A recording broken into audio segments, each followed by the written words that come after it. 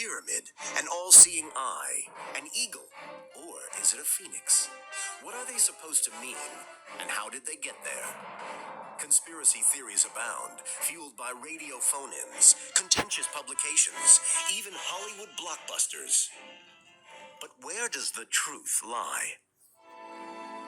It all begins with this: the Great Seal, the official badge or coat of arms of America.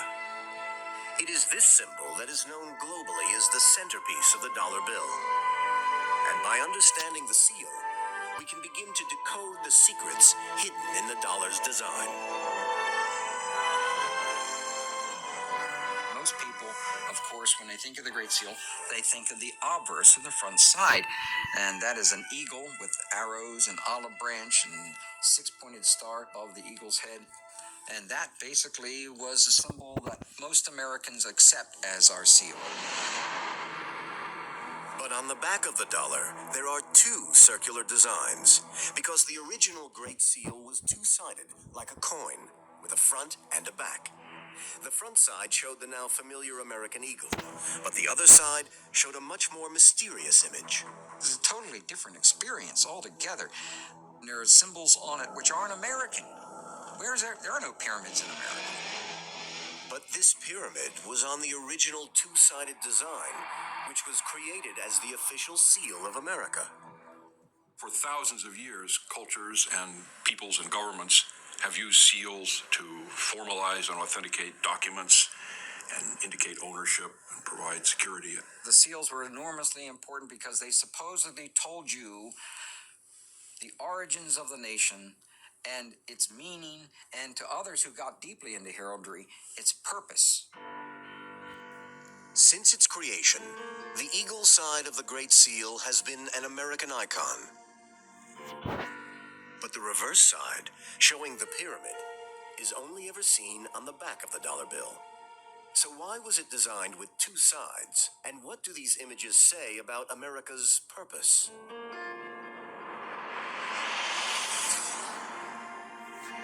The Great Seal has evolved over time, but it is essentially based on an original design created by the Founding Fathers. At the time of the American Revolution, the Declaration of Independence from Britain, the mother country, it was very important for the new nation to have its own identity embodied in a seal. This seal had to serve as an emblem that would represent America to the rest of the world. The Founding Fathers knew it somehow had to symbolize the very values of the new country that they had fought for.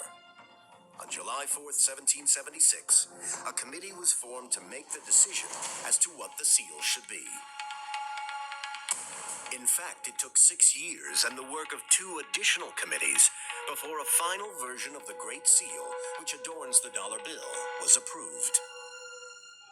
But over the next 200 years, the Great Seal became the subject of continuing and increasing controversy, especially since it became the centerpiece of the design for the dollar bill. The suggestion is that there was a conspiracy, that the design committees were infiltrated by a secret society, the Freemasons. Understand that the Masons are not working openly for their goals. They keep them secret. They put their symbols inside the seal so that only those who knew the secret could understand them.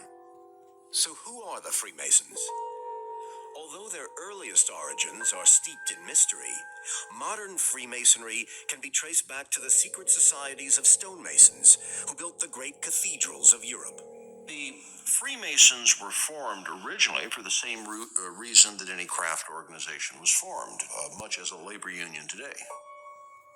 But by the early 1700s in Europe, Masonry was regarded as much more than just a craft organization. It had developed what might be considered an alternative philosophy, celebrating the knowledge and ancient traditions of the stoneworkers through elaborate rituals and secret ceremonies. Their basic philosophy is the brotherhood of man and the fatherhood of God. They are all inclusive. They were supposed to include all religions. By invitation only, aristocrats and scientists began to join the Masons, keen to explore and discuss different beliefs and ideas in the safety of their private lodges or meeting places. And it was men like these who helped the spread of Freemasonry in America. In the late 1700s, Freemasonry was a relatively elite organization, limited to the upper middle class in the United States. It was also one of the few organizations that transcended the colonial boundaries. Freemasonry was Freemasonry, whether it was in the colony of Massachusetts or the colony of South Carolina. Freemasonry had become a secret society of educated and influential men, bound together in a brotherhood whose ties crossed all geographical boundaries and all religious divides.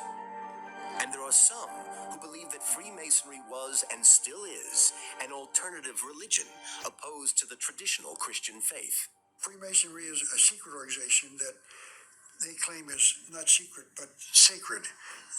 But it is secret. I can't go to their meetings, neither can you. Even the media can't go. So if they've got an evil purpose to change our civilization, and we don't want to change it, they've got to conceal it. Certainly in the War of Independence, Freemasonry brought together a disparate yet powerful network of men who played a vital role in the fight against the British. Many of the prominent Americans during the Revolution were Freemasons. Certainly George Washington must count as one of the most prominent. Benjamin Franklin, Paul Revere, John Hancock, all of these men were Freemasons and very prominent in the Revolution.